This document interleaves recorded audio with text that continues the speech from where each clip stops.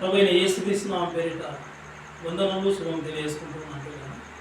ప్రత్యేకంగా దైవ సేవకులు కూడా ప్రత్యేకమైనటువంటి వందనం తెలియజేసుకుంటూ ఉన్నాము. చిన్న ప్రార్థన చేసుకొని కొద్ది నిమిషములు దేవుని యొక్క అమూల్యమైన మాటలను ధ్యానిస్తున్నాను. ప్రార్థన.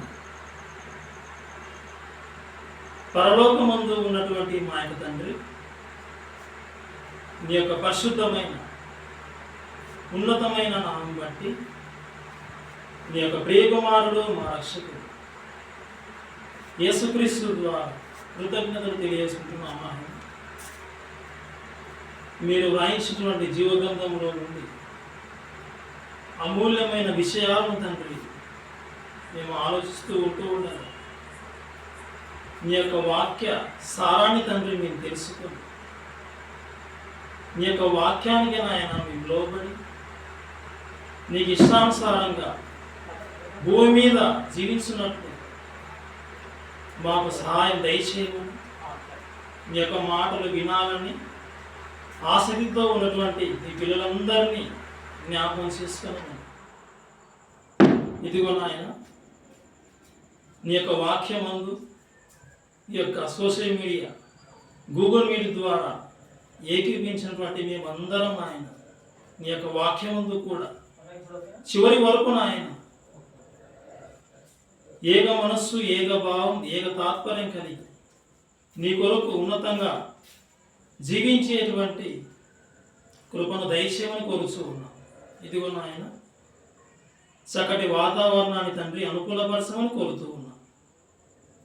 నీ యొక్క నామ మహిమార్థమై ఇదిగో నాయన, మేము ఏ మాటలైతే చెప్పుకుంటూ ఉన్నామో తండ్రి, ఈ యొక్క మాటల యందు నాయన మీ యొక్క శక్తిని దానికి ఉంచమని కోరుచూ ఉన్నాం. ఇదిగో నాయన, ఎందరైతే నీ పిల్లలు నీ యొక్క మాటలు వింటూ శ్రద్ధాశక్తులతో సంఘంలో పరిచయం చేస్తూ ఎలా అయితే నాయన ఉన్నతంగా నీ కొరకు బ్రతకాలని సిద్ధపడ్డారో ప్రతి ఒక్కరిని జ్ఞాపకం చేసుకోమని, అనారోగ్యంతో నాయన ఉన్నటువంటి వారిని స్వస్థపరచమని ఈ ప్రార్థన నీ ప్రియకుమారుడైనటువంటి యేసుక్రీస్తు ద్వారా అడిగి వేడుకొనుచున్నాం తండ్రి. ఆమేన్.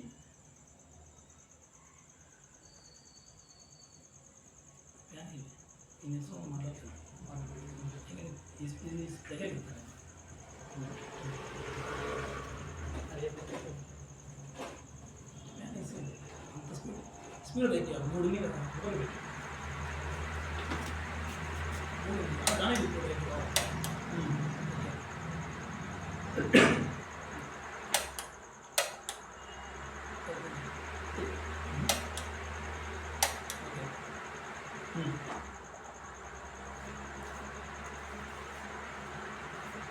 ఓకే పిల్లరా,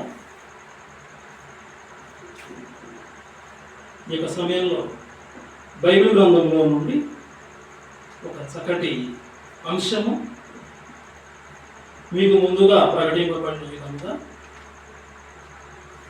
నాటుటకు సమయం కలదా, ఏమి నాటవలేను, నాటుటకు సమయం కలదా, ఏమి నాటవలేను అన్నటువంటి చక్కటి దైవ సందేశాన్ని మనం నేర్చుకున్న పిల్లారా.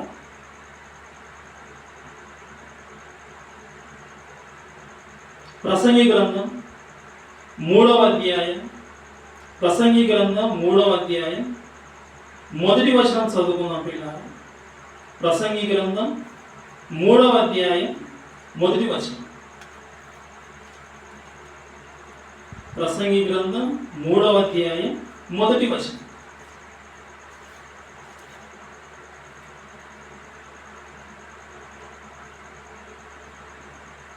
ప్రసంగి గ్రంథం 3వ అధ్యాయం మొదటి వచనం.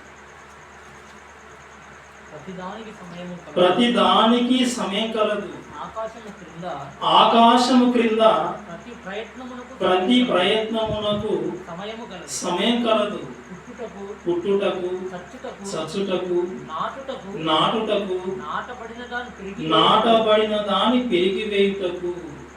ఇక్కడ జ్ఞాని అయినటువంటి సొలొమోను ద్వారా దేవుడు వ్రాయించేటువంటి మాట పిల్ల, దేవుడు ఏం చెప్తున్నాడంటే ప్రతి దానికి సమయం కలదు.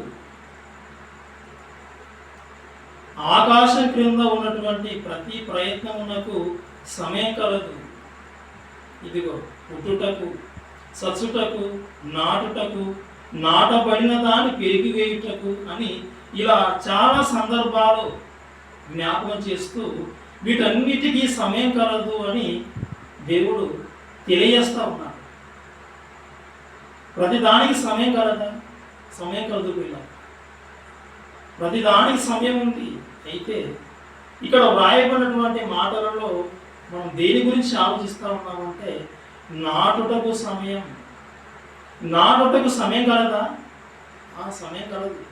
అయితే ఏమి నాటాలి? అదే మనం బైబిల్ గ్రంథంలో నుండి తెలుసుకోబోతున్నాం పిల్లలు. మీకు అందరికీ తెలుసు నాటటం. మొక్కలు నాటడం గురించి మనకు తెలుసు. అశోకుడు రోడ్లకు ఇరువైపులా చెట్లు నాటెను అని చరిత్రలో ఉన్నటువంటి సంఘటనలు తెలిసిన వారు ఎందరో ఉన్నారు. ఈ చెట్లు మనుషులకు అవసరం.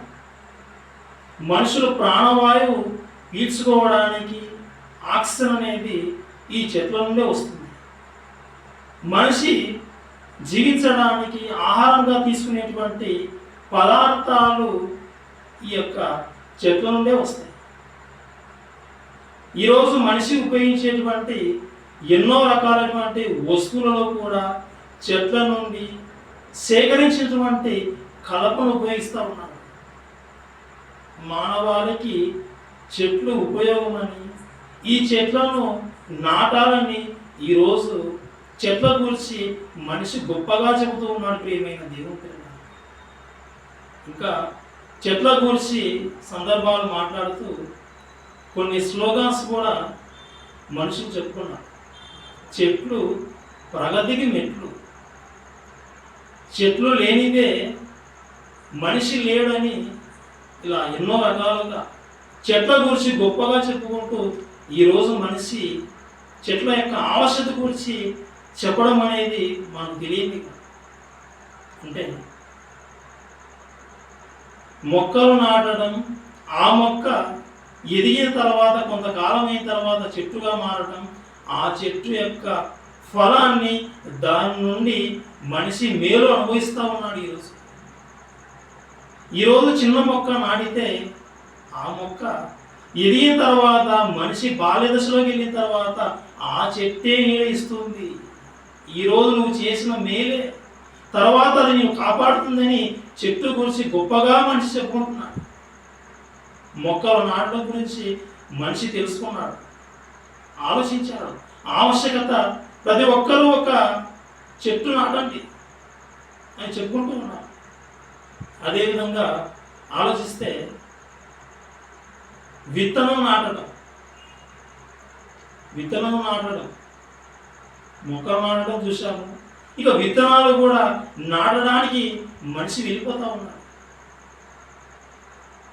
పొలంలో విత్తనాలు నాటడం, ఇందులో రకాలు చూస్తే బైబిల్లో ఉన్నటువంటి యేసుక్రీస్తు చెప్పినటువంటి సందర్భం ప్రకారంగా చూస్తే విత్తనాలు నాటే విధానంలో మనిషి ఎలా నాటుతున్నాడంటే మొదటిగా ఏం చేస్తాడంటే విత్తనాలను తీసుకొని పొలానికి వెళ్ళిపోయి ఆ పొలంలో చల్లుతారు. అలా చల్లిన తర్వాత ఆ విత్తనాలు ఆ పొలంలో పైనే పడి ఉంటాయి, పైన కనబడుతూ ఉంటాయి. అయితే చల్లగానే రైతు ఏం చేస్తాడంటే ఆ పొలాన్ని దున్నుతాడు. పైన ఉన్నటువంటి ఆ విత్తనాలు ఏమవుతాయంటే క్రింది భాగంలోకి వెళ్ళిపోతాయి. అంటే విత్తనాలు ఆ భూమిలో విత్తబడ్డాయి. విత్తనము విత్తడం, విత్తనము నాటడంలో ఇదొక మెథడ్, ఇదొక పద్ధతి. ఇక అదేవిధంగా రైతు ఏం చేస్తాడంటే పొలంలో కొన్ని పాయలుగా ఆ మట్టిని విడగొడతాడు. ఆ విత్తనాలను తీసుకొని కూలీలందరూ విత్తనాలు తీసుకొని ఒక్కొక్కరు ఒక పాయను పట్టుకొని వెళుతూ తమ చేతిలో ఉన్నటువంటి విత్తనాలు నాటుకుంటూ వెళ్ళిపోతారు. ఇంకా ఆలోచిస్తే పనిముట్ల ద్వారా, మెషిన్స్ ద్వారా, ట్రాక్టర్ ద్వారా విత్తనం గొర్రెల ద్వారా విత్తనాలు విత్తుతున్నారు. విత్తడం మనిషికి తెలుసు, రకరకాలుగా విత్తనం చేస్తూ ఉన్నాడు. ప్రియమైన దేవుని పిల్లలారా, మొక్క నాటుతున్నాడు, విత్తనాన్ని నాటుతున్నాడు. ఇంకా ఆలోచిస్తే మనిషి తాము ఉన్నటువంటి స్థలం ఏదైతే ఉందో ఆ స్థలాన్ని ఎవరు ఆక్రమించకుండా, ఆ స్థలంలోకి ఎటువంటివి రాకుండా ఏం చేస్తూ ఉన్నాడంటే చుట్టూ కంచె వేస్తూ ఉన్నాడు. చుట్టూ కంచె. ఆ కంచె వేయడానికి ఏం చేస్తాడంటే స్తంభాలు నాటుతున్నాడు. స్తంభాలు నాటడం తెలిసింది మనిషికి, విత్తనం నాటడం తెలిసింది మనిషికి, మొక్క నాటడం తెలిసింది మనిషికి. ప్రియమైన దేవుని పిల్లలారా, ఇంకా ఆలోచిస్తే స్తంభాలు నాటుతున్నారు. ఈరోజు విద్యుత్ శాఖ డిపార్ట్మెంట్ వారు ప్రతి గ్రామానికి, ప్రతి పట్టణానికి, ప్రతి చోటికి, ప్రతి వీధి మూలకు ఇదిగో విద్యుత్ అనేది అవసరం. ప్రజల వద్దకు ఈ వెలుగు వెళ్ళాలి, ప్రజలకు ఉపయోగకరమైనటువంటి ఆ కాంతి వెళ్ళాలనే ఉద్దేశంతో ప్రతి చోటికి, ప్రతి గ్రామం దగ్గరికి ఇదిగో స్తంభాలు వేస్తూ ఉన్నారు. అంటే స్తంభాలు నాటుతున్నారు, ఎలక్ట్రిక్ పోల్స్.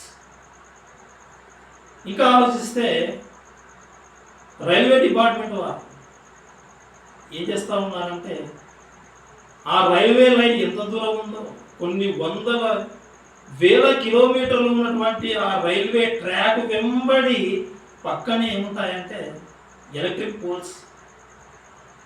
ఒక 300 కిలోమీటర్ల ప్రయాణం చేయగానే అలసిపోతాం. మరి అంత దూరము ఈ యొక్క ట్రైన్ ప్రయాణం కొనసాగుతున్నప్పుడు ఆ ట్రైన్ యొక్క ఇంజన్ అనేది అది విద్యుత్ అవసరం. ఆ విద్యుత్ అది ఎక్కడ తీసుకుంటుంది? ఆ ట్రాక్ పక్కన ఉన్నటువంటి స్తంభాలు, ఆ స్తంభాలకు పైన కనెక్షన్ ఒక వైర్, ఎలక్ట్రిక్ వైర్ లైన్ వెళ్ళిపోతూ ఉంటుంది. ఆ రైలు ఉన్నటువంటి ఆ ఇంజన్ భాగంలో, పై భాగంలో మరి ఆ పైన ఉన్నటువంటి తీగకు ప్రయాణం చేయడానికి మరి ఆలోచించి మరి కనెక్షన్ కలిపినప్పుడు ఆ విద్యుత్ ప్రసారం అనేది తీగలో నుండి ఆ ఇంజన్కి వస్తుంది. రైలు బండిని నడిపిస్తూ ఉన్నాడు ఈరోజు మనిషి. మొక్క నాటుతున్నాడు, విత్తనాన్ని నాటుతున్నాడు, స్తంభాలు నాటుతున్నాడు. ప్రియమైన దేవుని పిల్లలారా, అదేవిధంగా మనుషులు నివసించడానికి కట్టుకునేటువంటి గృహాలు ఉన్నాయి. బిల్డింగ్స్ కట్టుతూ ఉన్నాడు మనిషి. ఈ బిల్డింగ్స్ కట్టడానికి కూడా మూల స్తంభాలుగా పిల్లర్స్ వేస్తూ ఉన్నాడు. ఈ పిల్లర్స్ను కూడా మనిషి ఏం చేస్తూ ఉన్నాడంటే నాటుతున్నాడు. భూ గర్భంలో నుండి ఆ పిల్లర్ పైకి వస్తే తప్ప కొన్ని ఎంతో అంతస్తులుగా ఆ బిల్డింగ్ నిలబడలేదు. పైకి ఎంత దూరం తీసుకెళ్ళాలి ఆలోచన, దాన్ని బట్టి కింద ఎంత లోతులోకి తీసుకెళ్ళాలనేది ఈరోజు మనిషి ఆలోచిస్తూ ఉన్నాడు. ఇవన్నీ నాటడం గురించి మనం ఆలోచించినటువంటి సందర్భాలు ప్రియమైన దేవుని పిల్లలు. నాటడం గురించి మనిషికి బాగా తెలుసు కాబట్టే దేవుడు తన మాటలను ఈ పదప్రయోగం ఉపయోగించి దేవుడు బోధ చేయాలని ఆలోచించాడు. నాటకు సమయం కదా, సమయం కదా. అయితే ఏమి నాటాలనేది మరి దేవుణ్ణి అడిగితే ఆయన ఏం చెబుతున్నాడో కొన్ని విషయాలు మనకు బోధపడతాయి. మనం ఆలోచిద్దాం, ముందుకెళ్దాం. లూకాసు వార్త 9వ అధ్యాయం. లూకాసు వార్త 9వ అధ్యాయం 44వ వచనం. లూకాసు వార్త 9వ అధ్యాయం 44వ వచనం. ఆయన చేసిన కార్యములన్నిటినీ చూచి అందరూ ఆశ్చర్యపడుచుండగా ఆయన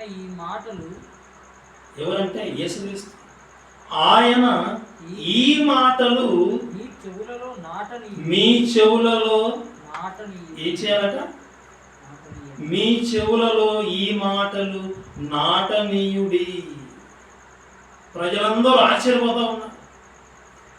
చనిపోయిన వారిని ఈయన లేపుతా ఉన్నాడు, బ్రతికిస్తా ఉన్నాడు. ఆకలితో ఉన్నటువంటి వారందరికీ భోజనం పెడతా ఉన్నాడు. రోగాలతో ఉన్నటువంటి వారిని వారి యొక్క రోగాలను నయం చేస్తూ ఉన్నాడు. దయ్యాలు పట్టినటువంటి వారిని దయ్యాలు వదలగొడతా ఉన్నాడు. ఆశ్చర్యపోతా ఉన్నాడు. ఆ సమయంలో దేవుడు ప్రభువైన యేసుక్రీస్తు వారి యొక్క ఆలోచన వీటి విషయమే ఆలోచిస్తూ ఉన్నారు. నేను చెప్పే మాటల గురించి వీరు ఎంతవరకు ఆసక్తితో వింటూ ఉన్నారు. తన మాటల గురించి ఆయన వారికి జ్ఞాపకం చేస్తూ ఉన్నాడు. అదే మనం చదువుకుంటూ ఉన్నాం. ఆయన ఏమంటున్నాడంటే, ఈ మాటలు మీ చెవులలో నాటనీయుడి, నాటనీయుడి, మీ చెవులలో నాటపడాలి. ప్రియమైన దేవుని పిల్లలారా, నాటనీయుడై అనే ఈ పదము మనకు అర్థమైంది అనుకుంటాం. ఈ యొక్క వాక్య భావం అనేది మనకు అర్థమైపోయింది అనుకుంటాం, కానీ అర్థం కాలేదు. ప్రియమైన దేవుని పిల్లలారా, నాటడం, ఇక్కడ నాటండి అనే దానికి నాటనీయుడి అనే దానికి వ్యత్యాసం ఉంది. మళ్ళీ చెప్తాను. నాటండి అనడానికి నాటనీయుడి అనే పదానికి వ్యత్యాసం ఉంది. అర్థం కాలేదా? అయితే ఇంకో సందర్భం ఆలోచిద్దాం. మీరు మాట్లాడండి అనేదానికి నన్ను మాట్లాడనివ్వండి అనేదానికి వ్యత్యాసం ఉంది.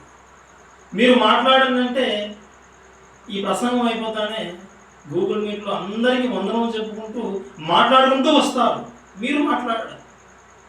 నన్ను మాట్లాడనివ్వండి అనేసరికి మీరందరూ మాట్లాడకుండా నేను మాట్లాడడానికి మీరు అవకాశం ఇస్తారు. అంటే మాట్లాడండి అనడానికి మాట్లాడనీయుడి అనడానికి వ్యత్యాసం ఎలా ఉందో యేసుక్రీస్తు వారు చెప్పే మాట మనం ఆలోచిస్తే, ఈ మాటలు మీ చెవులలో నాటనీయుడి, నాటనీయుడి. ఇదిగో నా మాటలు మీరు నాటనివ్వాలి, అవకాశం ఇవ్వండి. ప్రియమైన దేవుని పిల్లలా, అదే ఆలోచిస్తా ఉన్నా. ఈ మాటలు మీరు చెవులో నాటని అనేదానికి, ఈ మాటలు మీ చెవులో నాటి నీయుడి అనేదానికి వ్యత్యాసం ఉంది. అదే ఆలోచిస్తా ఉన్నా. ఈరోజు మనిషి విత్తనాన్ని చేత పట్టుకొని వెళ్తా ఉన్నాడు, భూమిలో నాటుతా ఉన్నాడు. అదేవిధంగా ప్రభువైన యేసుక్రీస్తు మనుష్య కుమారుడు, ఈయన కూడా విత్తనాలు తీసుకున్నాడు. ఈ విత్తనాలు తీసుకున్నాడు, నాటడానికి వెళ్తా ఉన్నాడు. ప్రియమైన దేవుని పిల్లలారా, ఇదిగో విత్తువాడు విత్తుటకు బయలు వెళ్ళాను. ఇదిగో ఆయన విత్తుచుండగా కొన్ని విత్తనములు ఎక్కడ పడ్డాయట? ఇదిగో మొదటి అదే కాదు, అలా విత్తాడు. కానీ ఎక్కడ పడ్డాయంటే ఫీల్డ్లో, పొలంలో కాదు, అలా పక్కన దారిలో పడ్డాయి. అలా దారిలో పడగానే ఏం చేశాయి? పక్షులు వచ్చాయి. పక్షులు వచ్చేసి ఆ విత్తనాలను తీసుకెళ్ళాయి, ఎదిగిపోయాయి. ఈ మనుష్య కుమారుడైనటువంటి యేసుక్రీస్తు వారు ఇదిగో విత్తనాలు చేత పట్టుకున్నాడు, ఆ విత్తనాలను విత్తాడు. అలా విత్తిన దానిలో కొన్ని విత్తనాలు ఎక్కడ పడ్డాయంటే చాలా మన్ను ఉంది, కానీ చాలా మన్ను లేని ఆ నేలలో పడ్డాయి, మొలిచాయి. ఎండ వేడి వచ్చింది. ఆ ఎండ వేడికి తట్టుకోలేక చనిపోయాయి. విత్తువాడు విత్తులకు బయలు వెళ్ళాను. అలా విత్తగా కొన్ని విత్తనాలు భూమిలో పడ్డాయి, ఫలించాయి. వాటితో పాటు ముళ్ళ తుప్పలు, గచ్చ పొదలు ఇలా మొలిచేసరికి ఆ విత్తనాలు మొలిచిన తర్వాత ఇక పోటీగా ఎదిగినటువంటి ఆ ముళ్ళ తుప్పలకు తట్టుకోలేక ఫలించలేకపోయాయి. ఇంకా కొన్ని విత్తనాలు పడ్డాయి నేలలో, అవి బాగా ఫలించాయి. ప్రియమైన దేవుని పిల్లలారా, ఇక్కడ ఉన్నటువంటి 4 సందర్భాలు చెప్పాడు. ఈ 4 సందర్భాలలో ఈ చెప్పినటువంటి ఈ ఉపమానంలో మనుష్య కుమారుడైనటువంటి యేసుక్రీస్తు వారు ఆయన విత్తనాలను చేతపట్టుకుని వెళ్ళాడు, ఆ విత్తనాలను విత్తాడు. 2 వచనాలు చూసుకున్నాం ఈ సమయంలో. మొదటిగా మత్తయి సువార్త 13వ అధ్యాయం, మత్తయి సువార్త 13వ అధ్యాయం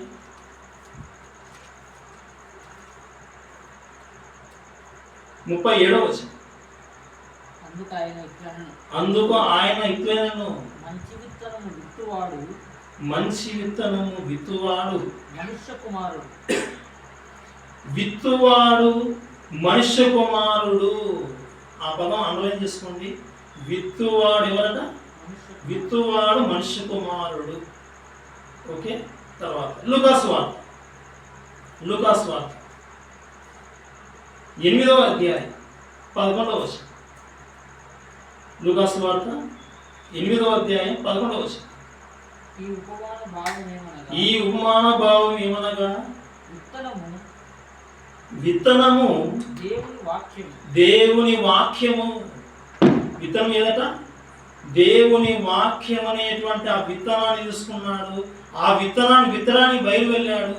ఆ విత్తనానికి బయలు వెళ్ళింది ఎవరంటే మనుష్య కుమారుడు ప్రభువైన యేసుక్రీస్తు వారు వెళ్తా ఉన్నాడు.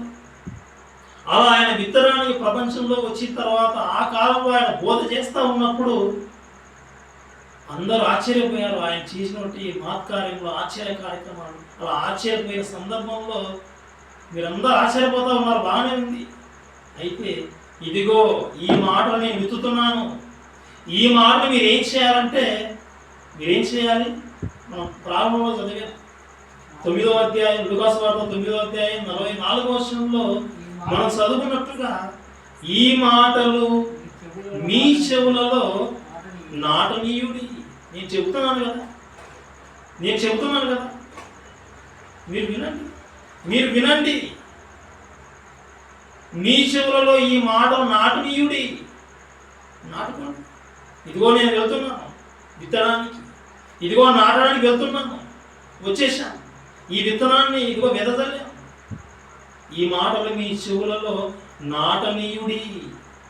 ప్రియమైన దేవుని పిల్లలారా, దేవుని యొక్క మాటలు ఎంతమంది ఆసక్తితో వింటున్నారు, ఎంతమంది దేవుని యొక్క మాటలు తమ చెవులలో నాటించుకుంటున్నారు అంటే వాక్య భావం ఆలోచించాలి. ఎంతమంది మాటలు స్వీకరిస్తూ ఉన్నారనేది ఇక్కడ మనం అర్థం చేసుకోవాలి. నిజంగా ఆ రోజు ప్రారంభంలో ఇశ్రాయేలీయులు దేవుని మాటలు విన్నారంటే వినలేదు. దేవునికి బాధ కలుగజేశారు. దేవుడు పంపినటువంటి ఎందరో ప్రవక్తలను, న్యాయాధిపతులను, దేవుని పక్షాన వెళ్ళినటువంటి ప్రవక్తలను ఏం చేశారంటే చంపేశారు, హతమార్చారు. ప్రియమైన దేవుని పిల్లలారా, ఆ రోజు ఇశ్రాయేలీయులు వినలేదు. ఈ రోజు చూస్తే క్రైస్తవ జనాంగం దేవుని యొక్క మాటలు ఎంతవరకు వింటున్నారు, దేవుని యొక్క మాటలు వినడానికి ఎంతమంది ఆసక్తి చూపిస్తూ ఉన్నారు. వినడం లేదు. కొద్దిమంది మాత్రమే వింటూ ఉన్నారు, అనేకులు వినటం లేదు. ప్రియమైన దేవుని పిల్లలారా, ఆ రోజు పరిస్థితి అదే, ఈ రోజు పరిస్థితి అదే. ఆ రోజు దేవునికి బాధే, ఈ రోజు కూడా దేవునికి బాధే మిగిలింది. ప్రియమైన దేవుని పిల్లలారా, ఎందుకు వినలేదు, ఎందుకు రావడం లేదనే ఆ యొక్క అడిగినటువంటి ప్రశ్నలకు చెప్పే సమాధానాలు కూడా చాలా ఆశ్చర్యకరం, నవ్వుకునే విధంగా మరి అలా అనిపిస్తూ ఉంటాయి కొన్ని సందర్భాలు. ఎందుకు రాలేదు బ్రదర్ అంటే నాకు టైం లేదంట. ఏం లేదట? సమయం లేదు. దేవుడు ఈ యొక్క భూమి మీద ఆయుష్కాలాన్ని ఇచ్చి నిలబెట్టి ఈ యొక్క ప్రపంచంలో ఉన్నటువంటి అన్ని వసతులు సమకూర్చి పెట్టి అన్నిటినీ అనుభవించే విధంగా అన్ని సదుపాయాలు కలిగించినటువంటి దేవుని మాటలను వినడానికే సమయం లేదా? సమయం ఇచ్చేటువంటి దేవునికే సమయం ఇవ్వలేనంత విధంగా ఉన్నావా? అంత బిజీగా అయిపోయావా? దేవుడు ఏమంటున్నాడంటే నా మాటలు మీ చెవులో నాటనీయుడి. నేను నాటుతున్నా, ఈ మాటలు వినండి చెబుతా ఉన్నాడు. ప్రియమైన దేవుని పిల్లలారా, ఇంకొంతమంది ఎలా చెప్తారంటే, ఏం బ్రదర్ నువ్వు రాలేదంటే, నా మనసు బాగలేదు. ఏమంట? నా మనసు బాగలేదు, అందుకు నేను రాలేదు, అందుకు నేను వినలేదు. ప్రేమైన దేవుని పిల్లల, మనసు బాగలేదని వినలేదు. నా మనసు బాగుంటే నేను దేవుని మాట వింటాను. నా మనసే బాగలేదు, నేనే వినాలి. ప్రేమైన దేవుని పిల్లలారా, మనసు బాగలేదు, దేవుని మాట అందుకే వినలేదు, అసలు ఇది కారణమే కాదు. దేవుని యొక్క మాటలు వినడం వలన బాగలేనటువంటి నీ మనసు బాగుపడుతుంది. దేవుడు ఇది చెప్తా ఉన్నాడు, మీరు బాగుపడడానికి నా మాట వినమంటే నేను బాగులేను, నేను నీ మాటలు వినను అని ఈరోజు మనిషి మొండిగేస్తా ఉన్నాడు. ప్రియమైన దేవుని పిల్లలారా, ఇంకొంతమంది ఎందుకు బ్రదర్ దేవుని యొక్క మాటలు వినడానికి నువ్వు ఆసక్తి చూపడం లేదు, ఎందుకు రావడం లేదంటే, ఈరోజు చెప్పేటువంటి ఈ అంశము, ఈ టాపిక్ ఏదైతే ఉందో ఇది నాకు తెలుసు ఆల్రెడీ, ఎన్నోసార్లు విన్నాను. ఇది నాకు తెలుసు కదా ఈ అంశం, కొత్త సంగతులు ఏమున్నాయి, అందుకే వినలేదు. ప్రియమైన దేవుని పిల్లలారా, నిజంగా అది సరైన సమాధానమే అంటారా? నాకు సమయం లేదని వినలేని వాళ్ళు, నా మనసు బాగలేదు కాబట్టి నేను వినలేదు, నాకు తెలుసు వాక్యం అని వినలేకుండా ఉంటున్నటువంటి వారు ఈ చెప్పే సమాధానం చూస్తే అవి సమంజసమే అంటారు. ప్రియమైన దేవుని పిల్లలారా, అన్నీ తెలిసినా కానీ నువ్వు వినడానికి ఆసక్తి చూపాలి. పోయిన వారం చికెన్ తిన్నావు లేదా మటన్ తిన్నావు, ఇక తర్వాత వారం చికెన్ తినకుండా ఉంటావా? తింటావు. పోయిన వారం మటన్ తిన్నావు, ఇక తర్వాత వారం మటన్ తినకుండా ఉంటావంటే తింటావు. తినడానికి ఇంట్లో వాళ్ళను ప్రెజర్ పెట్టి తీసుకురాపో అని గోడాడించి తెచ్చేంత వరకు వదిలిపెట్టారు.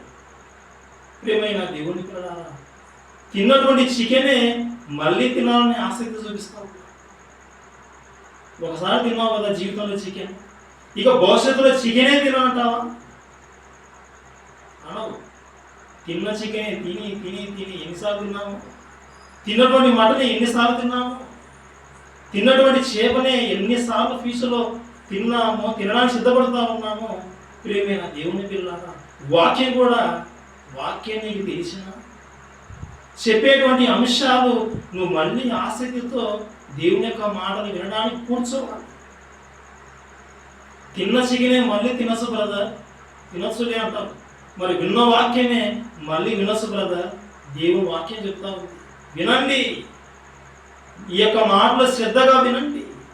నా యొక్క మాటలు మీ హృదయంలో, మీ చెవుల్లో నాటు నిగుడని యేసుక్రీస్తు వారు ఆలోచించినట్లుగా ఈరోజు దేవుని యొక్క వాక్యము మనం జ్ఞాపకం చేస్తూ ఉంది. ఈ మాటలు మీ హృదయంలో నాటనివ్వండి, ఈ మాటలు మీ చెవులలో నాటనివ్వడని చెబుతా ఉన్నది. ప్రేమైన దేవుని పిల్లలారా, ఇంకా కొంతమంది ఎందుకు బ్రదర్ దేవుని మాట వినడానికి ఆసక్తి చూడడం లేదు, వినడం లేదంటే కారణాలు ఇంకొన్ని విధాలుగా ఉంటాయి. ఆశ్చర్యపోతాం, స్టన్ అయిపోతాం. వాక్యం ఎందుకు వినలేదంటే మనవాడు కాదు కదా, ఎవరు మనవాడు కాదు కాబట్టి వినలేదు. మనవాడు కాదు అందుకే నీ వినలేదు. అంటే మనవాడంటే మన క్యాస్ట్ కులం. క్రైస్తవ్యంలో కానీ ప్రపంచంలో కానీ ఎక్కడ కులం అనే పదమే లేదు, కులం అనే దానికి తావే లేదు. మనుషులు పెట్టుకున్నటువంటి సందర్భానికి ప్రియమైన దేవుని పిల్లలారా, అందరూ సమానమే.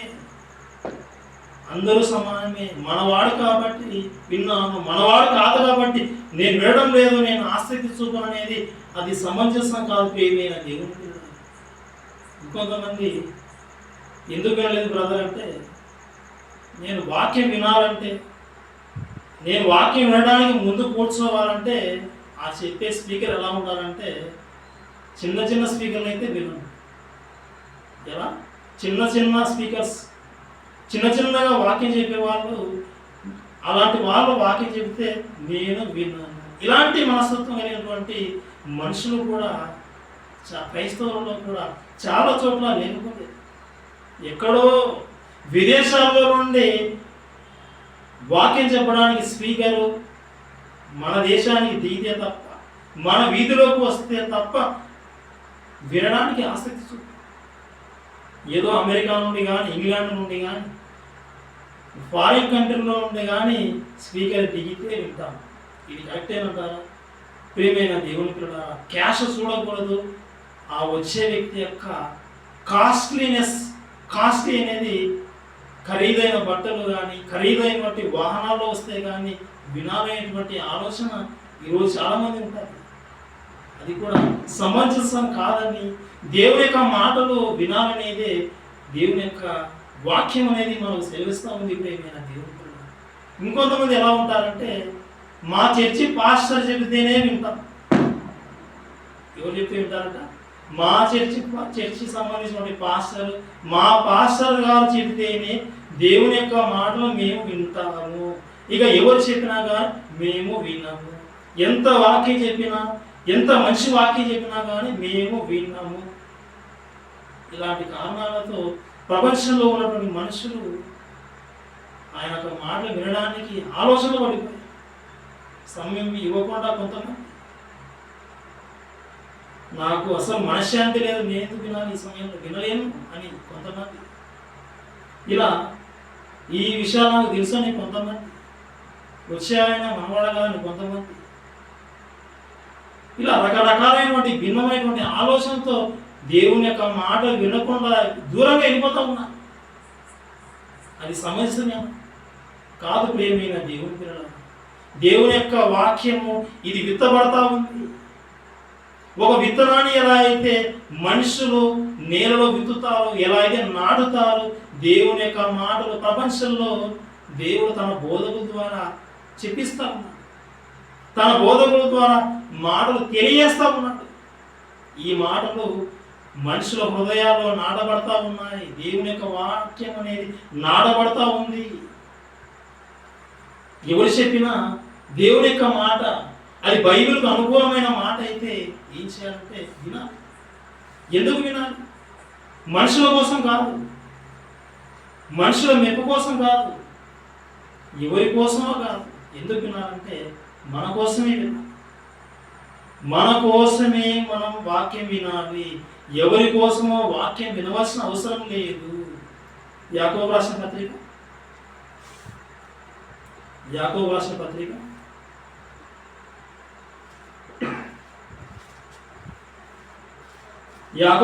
పత్రిక 1వ అధ్యాయం 21వ వచనం. అందుచేత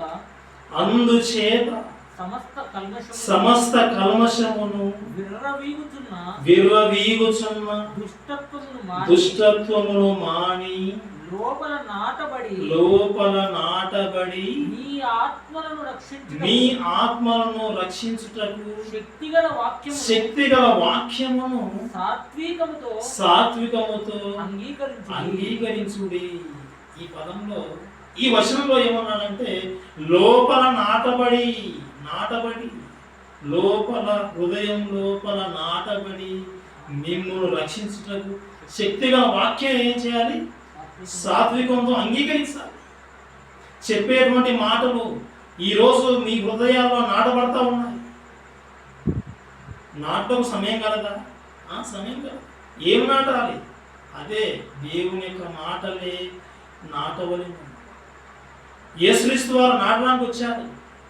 ఈ మాటలు మీ చెవులో నాటుని కూడా ఉన్నప్పుడు ఎంతమంది ఉన్నారు? ఈరోజు ఎంతమంది వింటా ఉన్నారు? ఎందుకు వినాలి?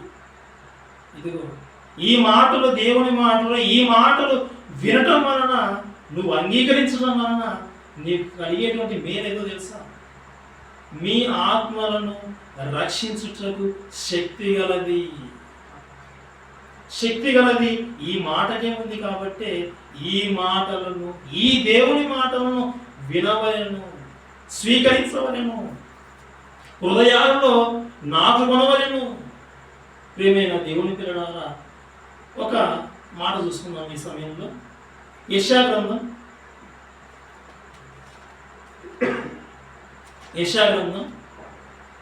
50వ అధ్యాయం, యెషయా గ్రంథం 50వ అధ్యాయం 10వ వచనం. యెషయా గ్రంథం 50వ అధ్యాయం మీలో 10వ వచనం. మీలో మీలో యెహోవాకు భయపడి ఆయన సేవకుని మాట సేవకుని మాట వినువాడెవడు? వినువాడెవడు? నా మాట వినువాడెవడు? నా సేవకుని మాట వినువాడెవడు? ఎవడింటాడంటే అక్కడే ఉంది పదం. నా మాట వినేవాడు, నా సేవకుడు చెప్పే మాట వినేవాడు ఎవడింటాడంటే నాకు భయపడేవాడు వింటాడు నా మాట. చదవండి మళ్ళీ ఒకసారి మాట. మీలో యెహోవాకు భయపడి నాకు భయపడి ఆయన నాకు భయపడి నా సేవకుని మాట వినువాడెవడు? నా మాట వినాలి, నాకు భయపడాలి. ఈ మాట మీ హృదయంలో, మీ చెవుల్లో నాటనివ్వాలి, మీరు నాటుకోవాలి. స్వీకరిస్తా ఉన్నారా? స్వీకరిస్తే మంచిది, చాలా మంచిది. మీ ఆత్మను రక్షిస్తుంది, మిమ్మల్ని కాపాడుతుంది, మీకు మేలు కలుగుతుంది. ప్రియమైన దేవుని పిల్లలారా, నిజమే, దేవుని యొక్క మాటలు బంగారు కంటే, మేలు బంగారు కంటే కోరదైనవి, శ్రేష్టమైనది. తేనె కంటే, జుంటు తేనె దారుల కంటే మధురమైన మాటలు. ప్రియమైన దేవుని పిల్లలారా, ఈ దేవుని మాటలు వినటం వలన మన యొక్క ఆత్మీయ జీవితం చాలా బాగుంటుంది. దేవుడు అదే చెప్తా ఉన్నాడు. ఇది జ్ఞాపకం చేయడానికే దేవుడు ఈ పాఠం ద్వారా మనకు చెప్తా ఉన్నాడు. ప్రియమైన దేవుని పిల్లలారా, ప్రతిదానికి సమయం ఉంది నాన్న, ప్రతిదానికి సమయం ఉంది. నా మాటలు కూడా ప్రకటించాలి. ముందు మీరు వినాలి, మీరు వినవలసిన సమయం ఉంటుంది. ఒకటి, మీరు వినవలసిన సమయం ఉంటుంది. ఆ సమయంలో మీరు వినాలి. ఆ సమయంలో ఈ మాటలు మీ హృదయంలో నాటుకోవాలి. ఇలా ఎన్నో ప్రసంగాలు, ఎన్నో విషయాలు ఎందరో దైవ సేవ ద్వారా వింటూ నేర్చుకుంటూ తెలుసుకుంటూ మళ్ళీ వింటూ అలా ప్రతి వాక్యాన్ని క్షుణ్ణంగా తెలుసుకుంటూ గొప్పగా దేవుళ్ళు ఎదిగితే, అలా నేర్చుకుంటే ఇక తర్వాత ఆయన ఏమంటున్నాడో మనం చూడాలి. ఏమంటున్నాడో చూద్దాం పిల్లలు. మార్క్స్ వార్త 16వ అధ్యాయం. మార్క్స్ వార్త 16వ అధ్యాయం 15వ వచనం. మరియు మీరు సర్వలోకమునకు వెళ్ళి సర్వ సృష్టికి సువార్తను ప్రకటించుడి.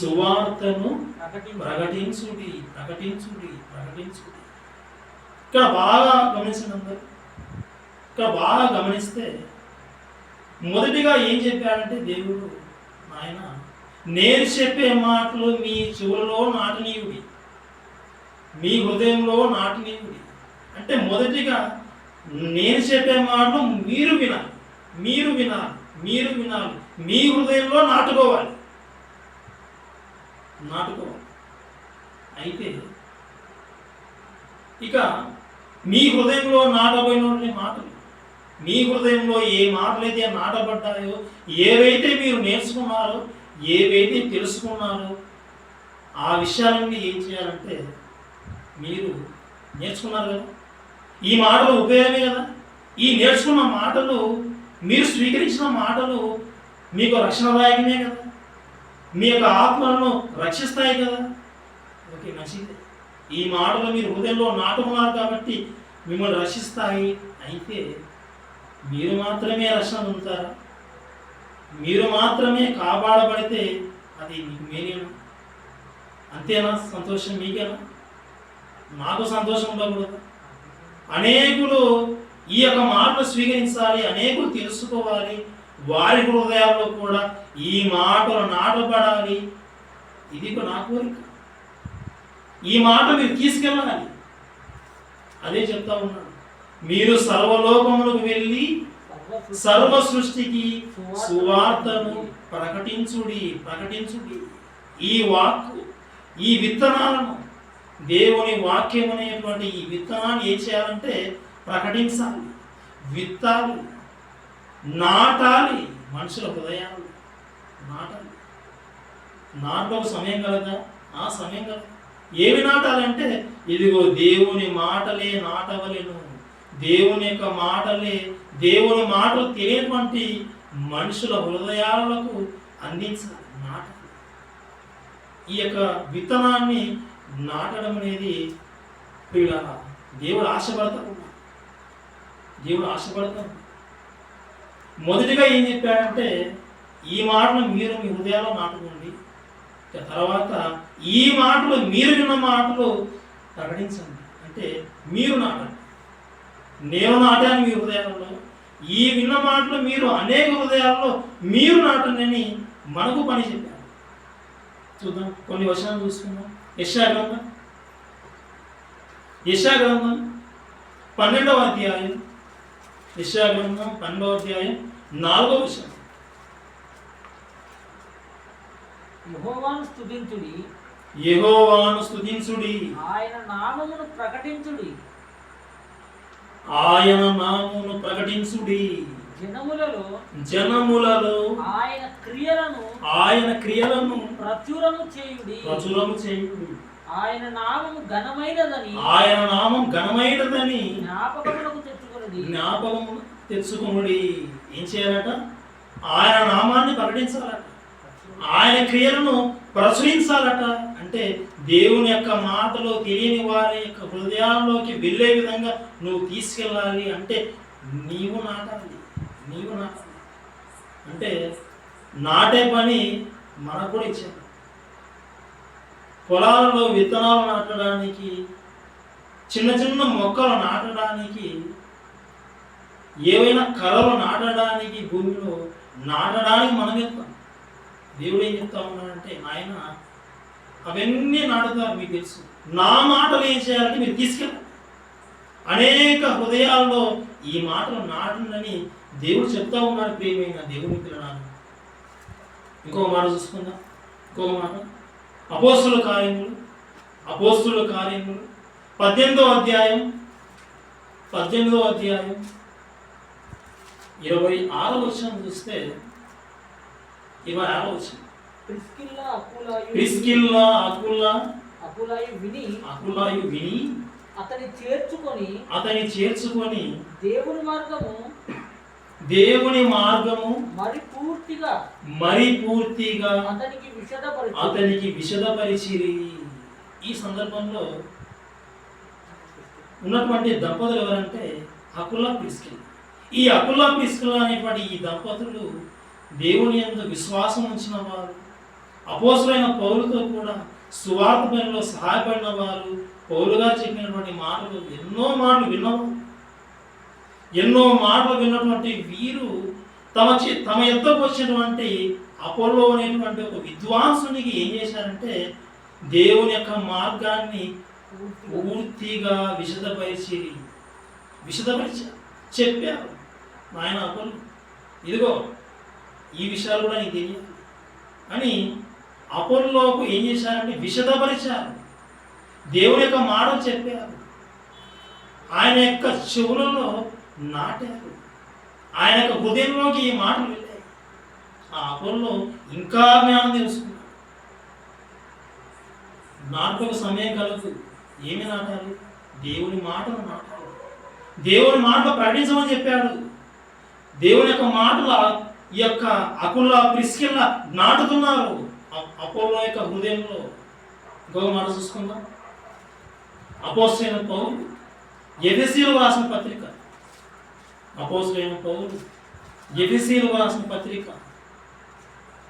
6వ అధ్యాయం 4వ వచనం. ప్రియుల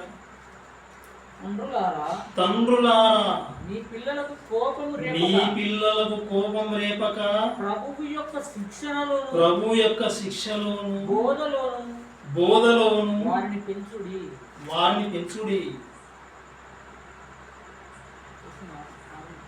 ఎఫెసీయులకు రాసిన పత్రిక 6వ అధ్యాయం 4వ వచనం. ఓకే. తండ్రులారా మీ పిల్లలకు కోపం రేపక ప్రభు యొక్క శిక్షలోను బోధలోను వారిని పెంచుడి. చిన్ననాటి నుండే ప్రభు యొక్క బోధలు శిక్షలు పెంచాలి. అంటే దేవుని యొక్క మాటలు ఆ చిన్ని హృదయంలోనే ఏం చేయాలంటే ప్రారంభ దశ నుండే వారి హృదయాల్లోకి ఈ మాటలు చూపించాలి. దేవుని యొక్క మాటలు వారి హృదయాల్లో ఏం చేయాలి? నాటాలి. నాటవలేను. మా పిల్లలు మా మాట వినడం లేదు. అప్పుడు నువ్వేం చేయాలంటే దేవుడు చెప్తా ఉన్నాడు, నాయన మీరు నాటండి, ఈ మాటలు మీ పిల్లల హృదయాల్లో నాటండి. ప్రియమైన దేవుని పిల్లల ఇంకొక సందర్భం చూసుకుందాం. యోహాను సువార్త 4వ అధ్యాయం. యోహాను సువార్త 4వ అధ్యాయం 28వ వచనం 29వ వచనం.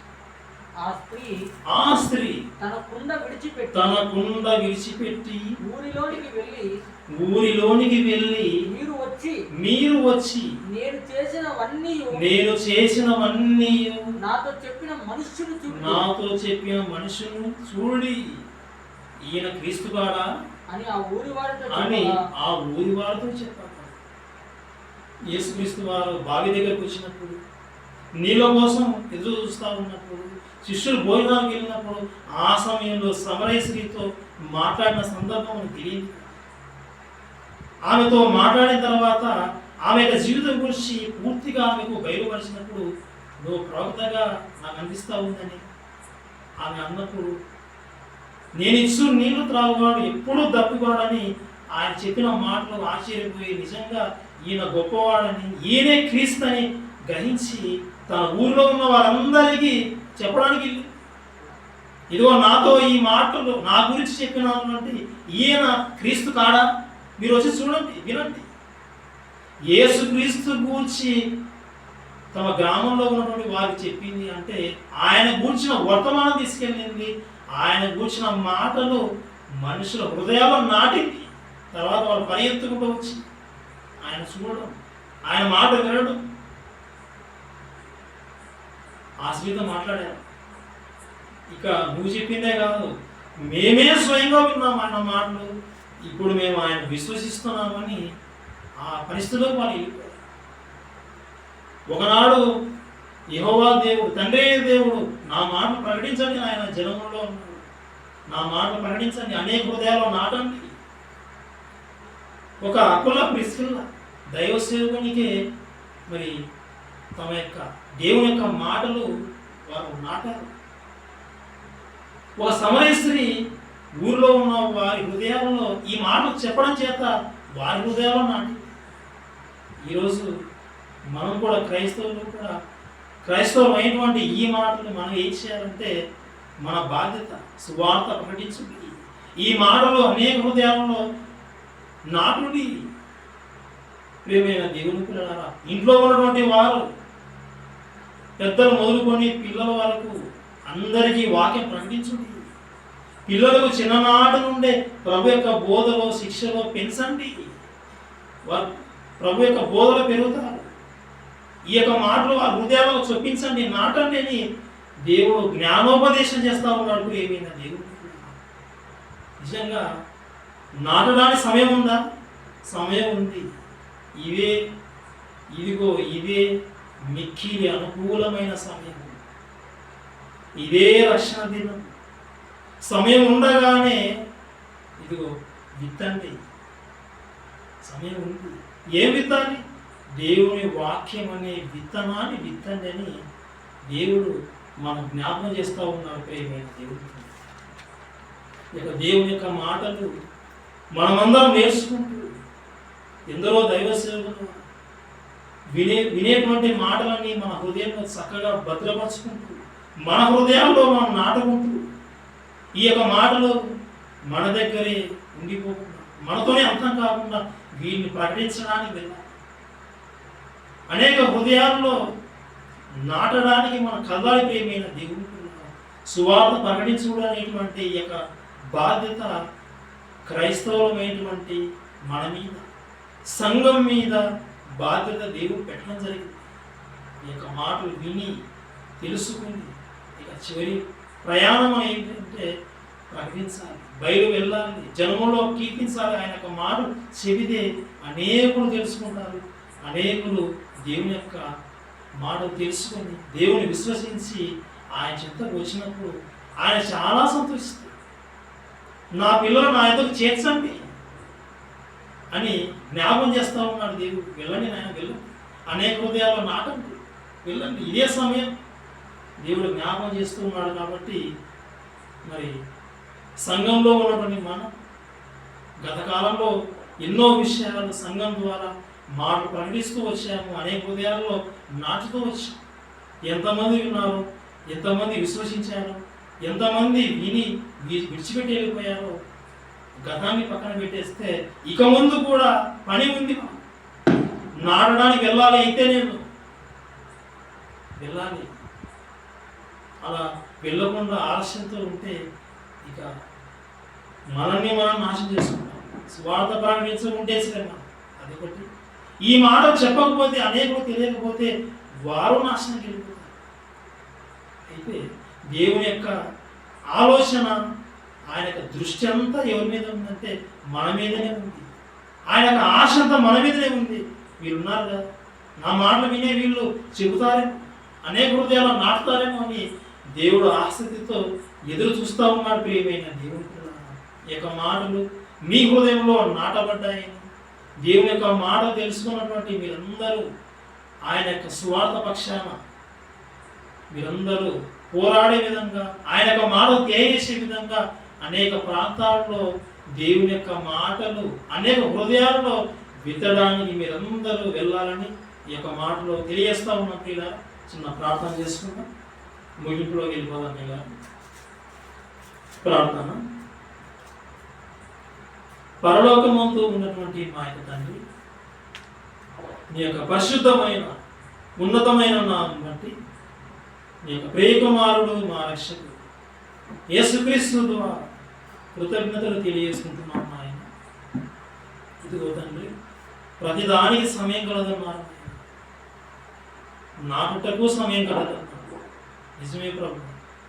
ఈరోజు నీ యొక్క మాటలు వినేటువంటి మేము నాయన, నీ యొక్క మాటలు ప్రకటింపబడతా ఉన్నప్పుడు మొదటిగా మీ మాటలు మా చెవులలో మేము నాటనివ్వాలి, అంటే మేము తెలుసుకోవాలి. ఇక తర్వాత రెండో పనిగా నేర్చుకునేటువంటి ఈ విషయాలు నాయన అనేక మనుషుల హృదయాల్లో నాటవలసినటువంటి బాధ్యత మా మీద ఉంది నాయన. వీటిని గుర్తెరిగి తండ్రి, నీ యొక్క మాట తండ్రి అనేకుల చెంతకు తీసుకొని పోయే విధంగా మాకు సహాయం దయచేయమని, సంఘం ద్వారా నానా విధమైనటువంటి కార్యక్రమాలు జరిగించమని, అనేక యొక్క మనుషుల హృదయాలను తండ్రి ప్రేరేపించమని కోరుతున్నాం.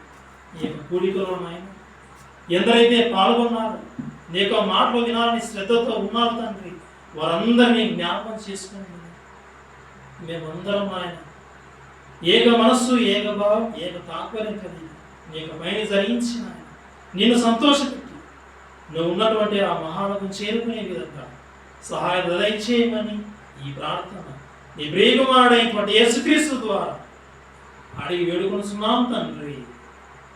ఆమేన్.